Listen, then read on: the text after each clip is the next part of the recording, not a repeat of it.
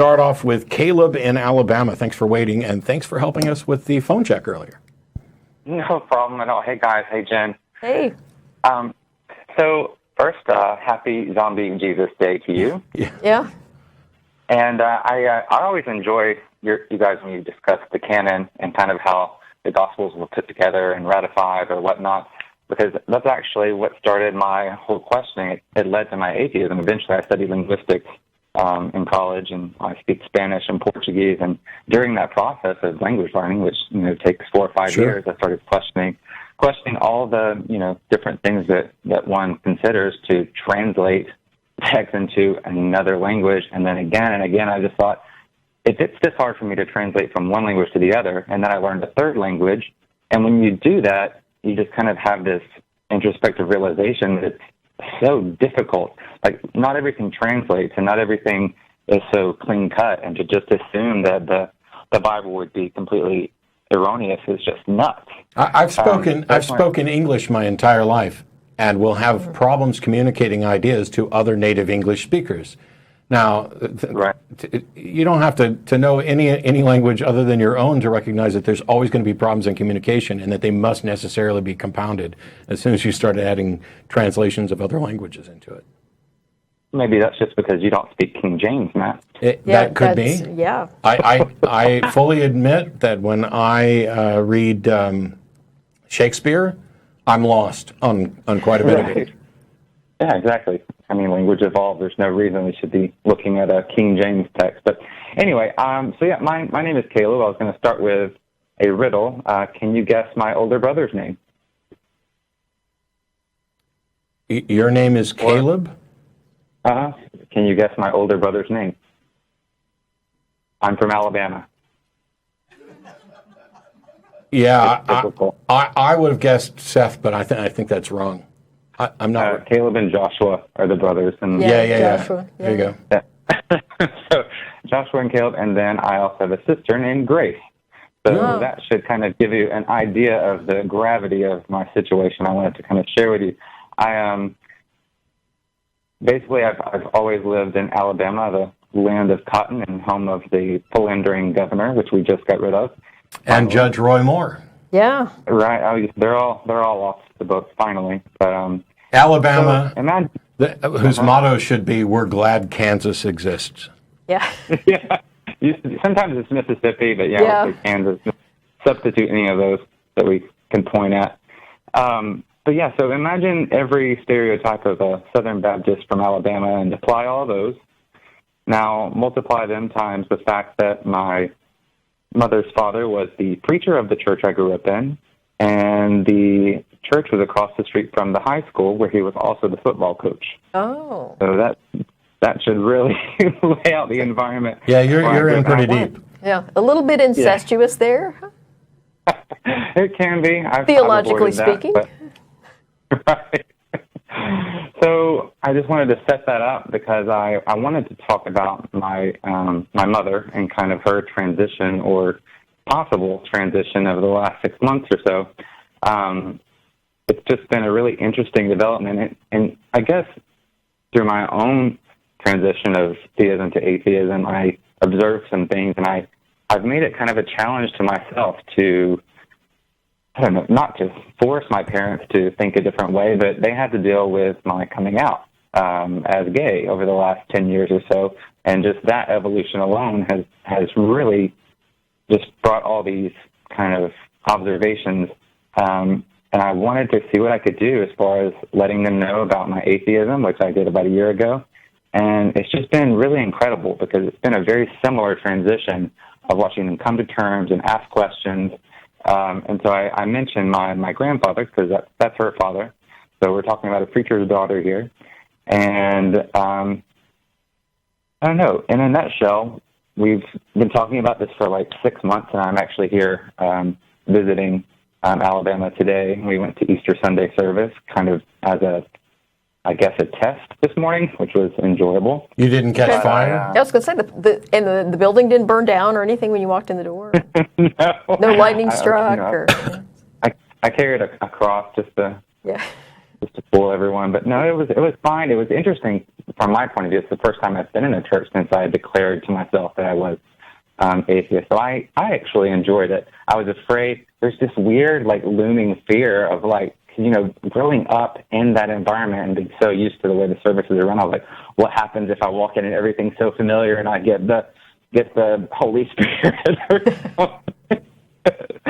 But that didn't happen. I actually kind of sat back and just, not really laughed, but I was just like, wow, this is so strange and so cultish and so, I don't know, it's a weird feeling. But it's a very different feeling. I mean, shortly after I was, publicly an atheist, I went to a church because I was invited, and I had, in the back of my head, what's going to happen? How's this going to go? And right. I had a similar experience when I talked to a religious relative of mine. I was like, oh, here comes, the real test. They're going to, I think I got it all sorted out, and I don't believe anymore, and they're going to say this one thing, and it's all going to come crashing down, and I'm going to believe again. And it was an absolutely embarrassing performance on their part, where they just started with Pascal's wager and went down, which is really difficult to do. Right. And then there was a period where going into churches was weird, but not with any real concern that I was going to get the Holy Ghost or anything like that. It was, I'm kind of intruding. I don't believe this stuff anymore. I'm happy, like a voyeur a little bit. Yeah, I'm happy to have the conversations, but I support religious freedom, and I'm not walking into churches to create a disturbance or anything. And now, when I go into churches, I'm thrilled because usually it's for a debate or some similar discussion, or somebody maybe testing me. Hey, well, you haven't been to my church, so come to my church and let's see what happens. And when I'm on many occasions, I'm able to successfully predict everything that's going to happen because church services are so ritualized, it's kind of painfully obvious. Yeah, there's definitely a criteria or kind of a script that is followed, and I learned that also, just to get back to the whole ordeal with Mom, is when I started talking to her about all of this and kind of explaining where I was coming from. It's funny because I had been watching you guys' show for maybe a year and a half, 2 years now, and the things that she would come out with, I would start laughing, and she would get upset, and I didn't want to upset. I don't want to offend her. I want to be as respectful as possible, but she didn't understand I was laughing because the arguments that she would come back with would always be stuff that people call into your show and say. Yep. And it's almost like everybody has the same script and the same silly arguments, and they don't realize how convoluted they are. And I would just laugh and then try to say, no, I've heard this before, and this is what I think. Yeah. Well, and that's one of the reasons we do the show. I mean, frankly, there are some really, really bad arguments for people holding the beliefs they do. And so sometimes exposing that on the show, even if it doesn't help the theist who's advancing those beliefs, it helps someone else who's watching. And it sounds like it may have helped you along your path. Absolutely, and I really appreciate that. That's one of the reasons I called. But I just wanted to wrap this up real quick because I had just two little points I wanted to get to. I know you guys want to get to some theistic callers. But basically, I just don't want anyone that is listening and can identify with what I'm talking about. Maybe they're from the Southeast, they grew up Southern Baptist, whatever. But I just don't want it to appear by kind of setting this up the way I grew up that there's only these few crazy fundamentalist Westboro Baptist churches. It's very common, and what's funny, I can distinctly remember growing up. We had some family friends. My brother played ball with this guy, and his mom and my mom were friends. And I can remember my mother to my father, like on Sunday lunch, they would bring up their family and talk about them like they were funny or strange because they were a Church of Christ, which have a few differentiating parts of their doctrine. Like if you commit suicide, you go to hell, or you can lose your salvation if you turn away from God, which is something you can't do in the Baptist church. And she would call them a cult. That's just always like, in retrospect, I'm like, it's so strange because when you're inside that little version of your beliefs, you think everything else looks weird or strange or cultish, like it's Scientology or something. But the differences are so small when you step outside of it. I mean, it's just not as big a deal. I know. I keep having this, fantasy that the Mormons and the Jehovah's Witnesses are going to knock on my door at the same time. And we can all go out on the porch and have a conversation, and I can there you go. get them talking about who's a cult. Oh, man. So good luck with the rest of the process, and feel free to, call back and let us know if things are improving. I'm always concerned, when people start talking about their coming out stories, both with regard to religion and sexuality. And it's interesting to see how different families deal with it. It's one of those things where, in many cases, it becomes a way to test, at that moment, do they love their kid more or do they love their religion more? And the good news is that I'm convinced that in many, if not most situations, ultimately their love for their kid will win out over the love for the religion. Doesn't mean they're going to give it up. Right. But, like I've talked about with my relationship with my parents, everything's fine. It's not the normal that it used to be because, they think I'm working for Satan. But somehow they're okay with that. They'd rather spend time with me than not. Right. Yeah. I've heard you say that before, Matt. I'm curious about you may just point me to another video or another talk where you've gone through this, but as far as your relationship, when you sat down and you tried to lay it out logically, what happened? Were there the same arguments, or they just said, no, we can't even discuss this, or how did they react? Because I figure you're a much better debater than I am, and it's taken me a year, and I'm just now getting Mom to like a deistic view, and so I don't know how long that'll marinate, but it may marinate forever. People aren't. There's no guarantee you're going to convince people to give it up, and that wasn't my goal. There's been almost no conversations about the specifics of religion. There were a couple of quick back and forth that got shut down.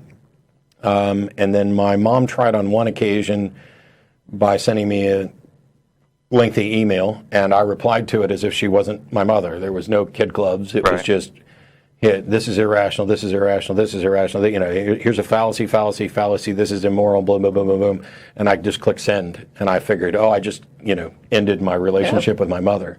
But she wrote back, and it says a lot about how people process things. And she was like, I had all those same concerns, and then Jesus fixed it all. I mean, that was the sum total of the thought behind the response. And then my dad forbid her to ever speak to me about religion again. And wow. While I've talked before about how much that pisses me off, that, first of all, I don't give a damn about this, man is the head of the household, like Christ is the head of the church stuff. The idea that my dad could ever forbid my mom to speak to me about anything is absolutely repugnant. On the other hand, we all still get along and we talk, and I know the how and why behind why they're not willing to discuss this. They've acknowledged that they're not going to change their mind. They are closed-minded, and that's fine. I mean, it's not fine in the sense that I certainly wish things were different. But my goal is not to, change everybody's mind when they've expressed a desire to not engage. So I don't have a right to have a conversation with somebody about a topic they don't want to talk about. So that's why we take calls instead of making calls. Gotcha. That's so interesting, though, that you were able to kind of resign. For some reason, I can't just, give it up. And maybe it's because there's this whole level of the gay thing that happened first. And, I think part of that just kind of lingers because, especially the Southern Baptist, the gays go to hell, and I think Mama's worked through that. And so she eliminated hell. Hell doesn't exist for her anymore. So she has her own little apostatized version of God and heaven and how you get there. And you are winning out. Yeah. We'll see how it goes. But lastly, let me just mention, I would like to encourage anyone that is, from where I'm from or can identify, just be patient, because I never, ever expected that we would take this little preacher's daughter, mother that, like you said, bowed down to her husband and couldn't think for herself, is going through this transition, and I'm so excited for her and excited for that relationship. And I want to say, be careful, because I've watched myself hurt her and disrespect her in ways that I never intended to. Yep. But when someone has this ideology, and it's from birth, it's indoctrinated from birth, and you have an overbearing family, whatever, you have to be considerate of that. It's everything. It's everything they believe in, everything that they know. And I don't know, I've kind of learned through this experience to kind of tiptoe a little bit and be really considerate and patient, because the last thing you want to do is just make them feel like they're, number one, stupid, or, number two, just, just disrespected. So I just wanted to throw that out there, and thank you guys for everything that you do. It's so important what you do. I just want you to know that I've watched you for almost 2 years now, and you've really helped me with, as far as just kind of from dogma to, good questions and rebuttals to Christians, and just help me figure it all out. I appreciate it. Thanks so much for saying Thank so, you. Caleb. Appreciate it. All right, guys. Take care. Here. I don't know if you had stuff to add on that. Well, no, just this idea that, he came out as gay and then he later had to come out as an atheist. Yeah. And I've talked to so many gay people at Pride, for example, who they're atheists, but they're attached to some religion like, Baptist or something that's very dogmatic in their views about, what happens to gay people and everything. And their whole thing is, well, I already came out as gay and it nearly killed my family. And, I can't do this to them, as if, their being an atheist is something that they would be doing to their family in some way. So they just they keep their atheism a secret because they feel like they can't put that additional burden on their family. And I think that's kind of sad. Yeah, it's these. I'm all in favor of remembering that you're talking to real people, and certainly I'm not going to fault anybody for taking it easy on family members. I definitely do, apart from that one that one particular email. It's what I'm going to talk about this week at ReasonCon has to do a little bit with that, about both the should I bother reading the Bible, or this idea about professional apologists versus people in the pews, and trying to get people to remember who they're potentially talking to. And but I'll save that for North Carolina.